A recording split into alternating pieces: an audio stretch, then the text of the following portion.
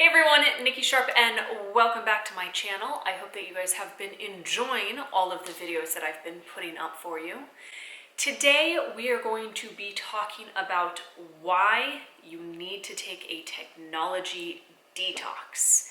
And yes, I know that that probably sounds like a crazy thing when it comes to sitting at home during the quarantine and coronavirus, because we are more reliant on technology than ever before. So in the past, it used to be that we would go to our places of work, we would check our cell phones, we would be on the computer, but then we would go home, we would be with our families, we would go out to dinner with friends, and that changed very quickly. Now we are living at home 24/7, and more than ever, we have to be online all the time. And this is causing a lot of anxiety for people. So I keep receiving comments from people saying that they don't know what to do. They feel like they're always on, which is true. You are always online at the moment. And so in this video, I wanted to talk to you about why it's vitally important to your health. And then I wanted to give you some tips on how to actually take a technology detox when in fact our whole life revolves around using it during this time. So technology itself is one of the most amazing things that we've ever experienced. We can connect with friends in different countries. We get to FaceTime with our parents as we're all stuck at home. It's just an amazing tool for connectivity, as well as finding communities. It's amazing to find people that you enjoy following on, say, Instagram, checking the news, all of these things that really enhance our lives. Technology, on the other hand, has the innate ability to cause us stress and anxiety because we're constantly feeling like we need to check things, we need to respond, we need to answer that phone call, we need to be ready and prepared for that Zoom meeting, one on top of another. Unfortunately, at the moment, that's not going away, but it's how we handle and react to technology that is really going to have a profound effect. So the other thing about technology is that it actually decreases our focus. So for example, let's say you're in the zone, you're writing an email or something that you need to do for work, and you get a notification on your phone. Immediately, your attention is diverted to that, and studies have shown that it takes 23 minutes to actually get back into that zone of focus. And so it has the ability to, yes, help us and make us focus on the things we're doing, and it also has the ability to completely distract us, especially with social media, is that it makes us more likely to compare ourselves to others. And I don't know about you, but I've definitely found myself doing this with people where at night I'll be scrolling, I'm tired, I know I need to go to bed, and suddenly I'm on a friend's, brother's, sister's, dog's account. And I'm thinking, what am I doing? How does this dog have more followers than me? What am I doing wrong with my life, right? And it's just in those moments that we should be going to sleep and we should be focusing on our own lives. So the last thing with technology, and one of the more detrimental things to it, is that it can actually disrupt our sleep tremendously, causing us not to fall into that deep regenerative REM sleep or rapid eye movement, which then is going to help repair and rejuvenate the body at a cellular level. So technology has its pros and its cons. But very quickly, I want to share a little story with you. So a few years back, I was starting to feel very overwhelmed, and I run an online business. I'm prevalent on social media. I'm on my phone all the time. I'm constantly creating content, and I felt burnt out. And I don't know if you relate to that at all, but I started just feeling overwhelmed and getting anxious and frustrated. And so I decided to do a tech detox, specifically for social media, but I also took out checking any of the news, so that was part of it. I committed myself to do 30 days, 1 month. And it was hard as I began. The first week was like, oh God, because I found myself constantly reaching for my phone. And then what happened was really interesting. After about the second week, like day 8, I didn't even notice it anymore. And I started sleeping better. I had more ideas. I had more creativity. I had more energy. I felt better connection to my friends. I didn't feel so, anxiety ridden that I needed to constantly respond. When I was in a taxi going home, I would actually look and see where I was.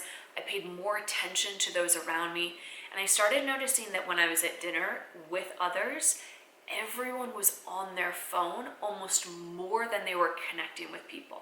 So by the end of the 30 days, I chose to continue it for another 13. So in total, I did 43 days, and it was one of the most transformative things I've done. So the benefits that came from that is I actually got more contracts in place. I worked more efficiently. I got more done in terms of everything. My sleep was better.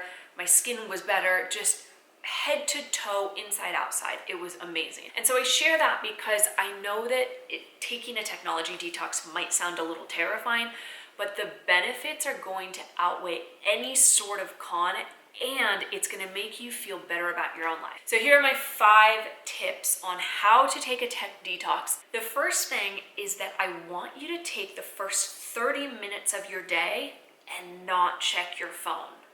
I know that it can be hard, but one of the ways to do that is to turn it on airplane mode.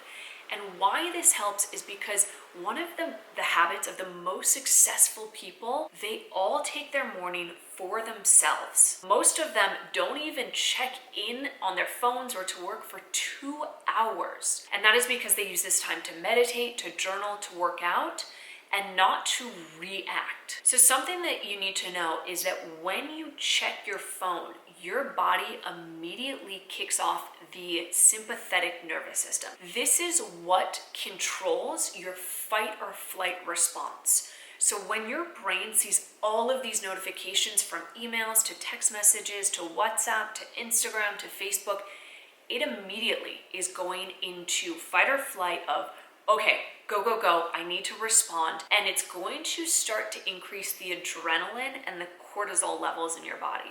So if you find that you're actually not able to lose weight, this is another thing I suggest, is turning your phone off, focusing 30 minutes for you in your morning, and you will find that you are more productive throughout the day, you're more focused, and on top of that, you make better food decisions. Number 2, I want you to choose Saturday or Sunday every single week, but tech-free. Turn off the phone. You don't need it. This is going to get you thinking, get you creative, focusing on other people. It's going to make you spend quality time with those you love. If this is not possible, I'm going to recommend that you only respond to, say, iMessages or WhatsApp and nothing else.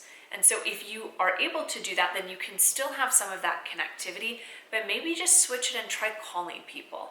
So number 3 is that turn notifications off. These are all things that are going to help you keep focused, and they're going to reduce your sympathetic nervous system kicking off and constantly in response mode. And the thing is that right now in coronavirus times, we are in response mode, output mode, 80% of our day. That means that you're only taking 20% of your day for yourself on things that are going to calm you, nourish you, make you feel good, rejuvenate you. So see if you can make that switch by turning notifications off. So tip number 4 is that I recommend you delete social media off your phone. If you can't commit to all of it, then just choose the one that you're most active on. So for me, Instagram is a thing I'm on all the time. I'm constantly posting, and I'm constantly getting overwhelmed by it. And so it could be, deleting news apps off your phone. It could be deleting a social media app. Whatever it is, I want you to do it and try it for 1 week. You can still get a lot of these on your computer, like WhatsApp you can get on your computer. Instagram you can get on your computer and iPad. So it's not like you need to completely get off of it, although I do recommend that. But it will definitely help you again to reduce anxiety, to feel better about yourself, and to stop any sort of comparison to others. And tip number 5 is that I want you to actually write whatever it is down and stick with it. And this is the hardest thing.